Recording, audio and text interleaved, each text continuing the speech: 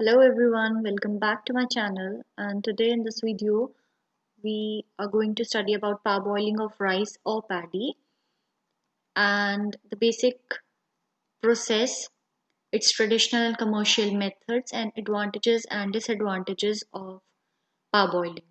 So before I start, please like, share and subscribe my channel. Let's start. In the last lecture, we had studied about starch gelatinization and retrogradation. So in today's video, we will talk about parboiling of rice and various processes and its disadvantages and advantages. All right. So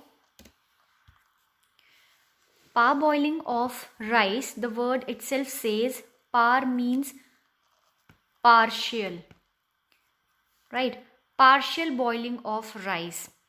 इस process में जो rice है आपका वो partially boil किया जाता है, ना कि completely. Partial boiling of rice within the husk, right. So जब राइस कर्नल हस्क के अंदर होता है तो that is called as paddy, ठीक है. और जब हस्क रिमूव कर दिया जाता है then it is known as rice kernel. So, the parboiling of rice originated in India and has been widely practiced in this country since ancient times, right? And it is estimated that more than half of the India's rice crop is parboiled. Parboiling is particularly good in case of coarse and medium rices of soft structure because such rices suffer excessive breakage when milled raw. Parboiling involves soaking paddy in water for short time, followed by heating once or twice in steam and drying before milling. So in simple language, the three major steps of parboiling are soaking, steaming, drying. I repeat, soaking, steaming, drying. So what happens in soaking? Diffusion process takes place. Empty places in the husk and rice kernel get filled with water, ठीक है. Then starch granules absorb water and they swell. While soaking, the volume of a grain also increases and moisture content increases to 32 to 38%, right. Then we talk about steaming. What happens in steaming? Soaked paddy, जो हमने पहले soaking करी थी, तो soaked paddy is exposed to steam. Rice gets gelatinised and splitting of husk is indication of completion of steaming. जब हल्का हल्का जो आपका हस्क होता है वो रिमूव होना स्टार्ट हो जाए तो it means that steaming has been completed and it improves the grain length and uniforms the colour. All right. Then we come to the drying before milling. So drying to about 14 to 16%. पहले क्या था, जो moisture content है वो increase हो जाता है 32 to 38% तक, ठीक है. इसमें उसके बाद जब हम ड्राइंग करते हैं तो 14 to 16% तक वो रिड्यूस हो जाता है and it imparts hardness to the grain and important for the proper milling and storage, ठीक है. जब इधर हम ड्राइंग करेंगे तो हल्की हल्की हार्डनेस आ जाएगी ग्रेन में और जिसकी वजह से less brokens will be produced and more head rice will be produced. I hope this is clear. So next is process of parboiling. So there are several processes, traditional and commercial processes for parboiling of rice.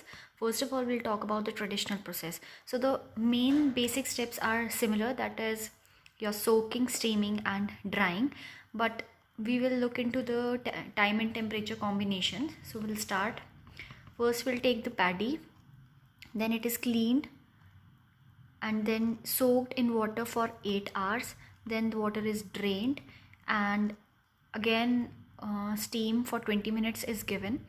Then the paddy is aerated for 3 hours and heaped for 3 hours so that it gets cooled down, and then tempering is done to adjust moisture content for 1 hour, and then finally it is sun dried for 2 to 4 hours. So here you can see that the steps are similar, but we need to understand the time and temperature combination. The soaking for first of all for 8 hours, then steaming for 20 minutes, and then aerating for 3 hours, and again 3 hours of heaping, and then sun drying for 2 to 4 hours, and ultimately the moisture content that we have targeted is 14%. All right, but you can see that this is so much time consuming process. So there have been several other commercial process that have been developed, and the first one is your process parboiling. So in this, the paddy is soaked for 40 minutes at 85 to 90 degrees Celsius. Then a steam is given. So the steam is a pressure steam, as the name suggests, pressure parboiling. Pressured steam for 18 minutes, and then it is dried, and the moisture content that is targeted is again 13 to 14%, at which the grains are always stored, right? So now we have Jadavpur process or Jadavpur University process. This process has been given by Jadavpur University. So in this, we take paddy and we soak it for 2.5 to 3 hours at 60 to 70 degrees Celsius, which is quite different as we compare it with the traditional method where it was soaked for 8 hours. So it is time consuming, right, because we are giving high temperature. Then it is steamed for 3 to 5 minutes. The next step is cooled rapidly. So here we need to notice that in this, the paddy is cooled rapidly, right? So it will save a lot of time, and the most important advantage is that overcooking of rice will be prevented, right? Then we will dry the paddy to the moisture content of 13%, and the drying is done using special rotary steam jacketed high temperature air dryer, which will definitely be much more like safer than the traditional method of sun drying. The next is CFTRI process, or also called hot soaking process.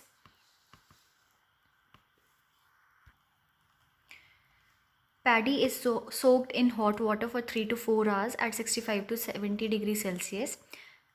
Then the water is drained and steam is given, but here we need to note the steaming is done in the same vessel, right? And it is done for 10 minutes. That is, as the same vessel is used, lower capital investment is required in this method, right?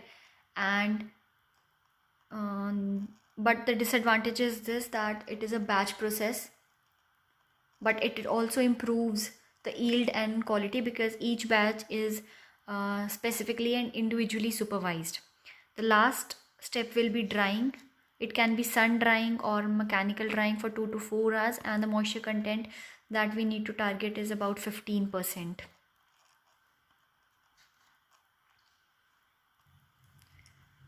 Now we come to the advantages of parboiling. So the first and the foremost advantage is that the grain becomes tougher, resulting in reduced losses during milling, and higher head rice recovery is obtained. The nutritive value of rice increases after parboiling because the water dissolves the vitamins and minerals present in the hulls and bran coat and carries them into the endosperm. Dehusking of the parboiled rice is also easy. The milling and polished of raw rice result in losses of 75% of vitamin B1, 56% of riboflavin, and 63% of niacin, whereas after parboiling these losses are reduced by 58, 35 and 11% respectively. Chalkiness is eliminated or reduced, and the parboiled rice will not turn into a glutinous mass when cooked. And milled parboiled rice has a greater resistance to insects and fungal infections or pests, and it is more digestible and less solid losses are observed, and finally the shelf life of the parboiled rice is more. You can go through the points that I have jotted down.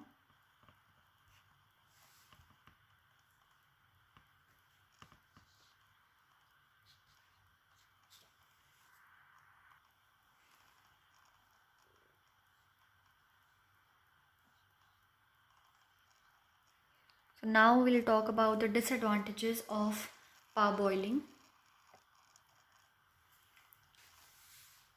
So parboiling has some disadvantages. The color change and sometimes the unpleasant smell of parboiled rice are not preferred. And these changes are due to defective steeping during parboiling. And during steeping, fermented changes take place, resulting in the yellowish color and off flavor of rice. And these defects are overcome in the modern methods of parboiling. The natural antioxidants can also be destroyed, and parboiled rice may take more time to cook, and it also requires capital investment. In the next lecture, we will talk about the milling of rice, its nutritive value and cooking quality. So please, if you like my notes, please like, share and subscribe my channel. Thank you for watching.